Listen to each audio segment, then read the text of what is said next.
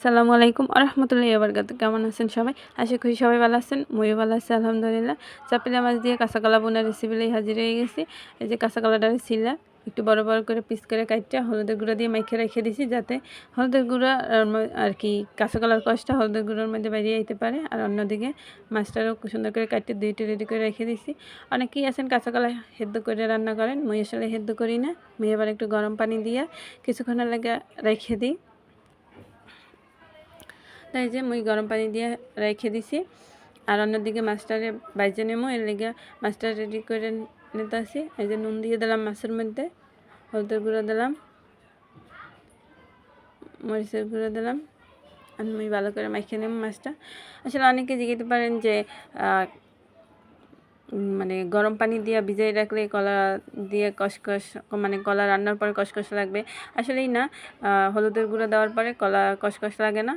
আর গরম পানি দিলে আর কি কলাটা ভালো মানে বেশিও সেদ্ধ হইবে না, আবার বেশিও কাঁচা থাকবে না। রান্নার পরে একদম পারফেক্ট মতো থাকবে, ভেঙে চুরিয়ে যাইবে না।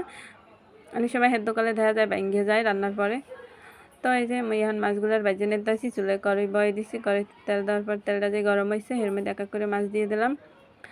মাছটার মুই বেশি কড়কড়া করে ভাজবো না, মোটামুটি ভাজবো আর কি। যত আর কি কম ভাজবেন অতই মাছটা খাইতে ভালো লাগবে। আর মানে মাছ কলা দুইটাই খাইতে ভালো লাগবে, ঘেরানো হইবে অনেক সুন্দর। তো আপনারা মোর এই রেসিপিটা ফলো করে রান্না করে খাইয়ে দেখেন। একবার খাওয়ার পরে আপনাকে বারবার খাইতে ইচ্ছে করবে, মানে আপনাকে ধরেও ভালো লাগবে। যে চাপিলা মাছ দিয়ে কাঁচাকলা ভুনা এত পরিমাণ ভালো লাগে। তো যাই হোক, মাছ ভাজা হয়ে গেছে। আর মাছ আর কলা বোনার লেগে কড়াই বয়ে দিছি চুলায়। কড়াইয়ের মধ্যে পেঁয়াজ বাটা দিয়ে দিছি, তেল দিয়ে দিছি আর নুন দিয়ে দিছি। আর ভালো করে একটু লাল করে ভেজে নিব। যেমন ভাজা হয়ে গেছে এর মধ্যে কটা কাঁচামরিচ কেটে দিছি। যে মরিচ আর পেঁয়াজটা একটু ভালো করে লাড়ে ছেড়ে একটু পানি দিয়ে দিছি। পানির মধ্যে আবার অল্প একটু হলুদের গুঁড়ো দিয়েছি। হলুদের গুঁড়ো দেওয়ার পরে এই যে পানিটা যখন একটু উতলায় এর মধ্যে আবার অল্প একটু পরিমাণে মরিচের গুঁড়ো দিয়ে দিলাম। মানে কলা রান্নার মধ্যে মানে যত পরিমাণে কম হলুদ মরিচ দেবেন ততই আর কি ভালো লাগবে কলা। আর যেহেতু মই আগেই কলা হলুদ দিয়ে আর কি মাখিয়ে রেখে দিছি, কলাটা হলুদই দেখা যাইবে। এই যে কলাটা এখন ধুয়ে নিতেছি মই। দেন ধোয়ার পরে কলাটা আর কি কালো দেখা যায় না, হলুদ হলুদই দেখা যায়। তো আমার মশলা হয়ে গেছে বোনা। এদিকে আমি এর মধ্যে কাঁচা কলা দিয়ে দেবো।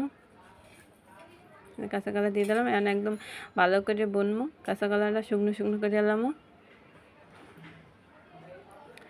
তোমার এই যে কাঁচা কলা বোনা হয়ে গেছে, একদম শুকনো হয়ে গেছে।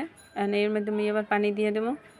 আর কাঁচা কলা বোনা একটু বেশি পরিমাণে পানি দেবো, যেহেতু মুই আবার সেদ্ধ করি নেই।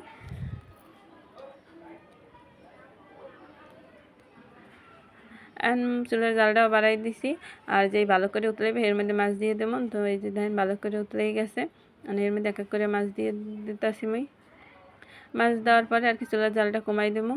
আস্তে আস্তে আর কি কলা সেদ্ধ হইতে থাকবে আর অন্যদিকে জল টানিয়ে যাইবে।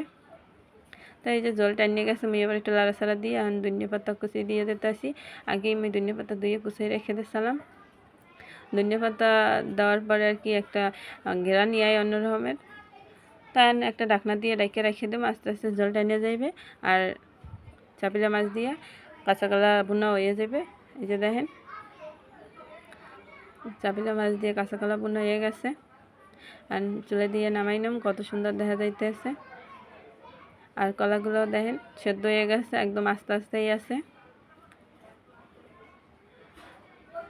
ভাইগাও যায় না আর ইয়ে হয় না আর কি।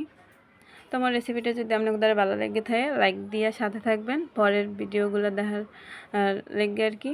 আল্লাহ হাফেজ।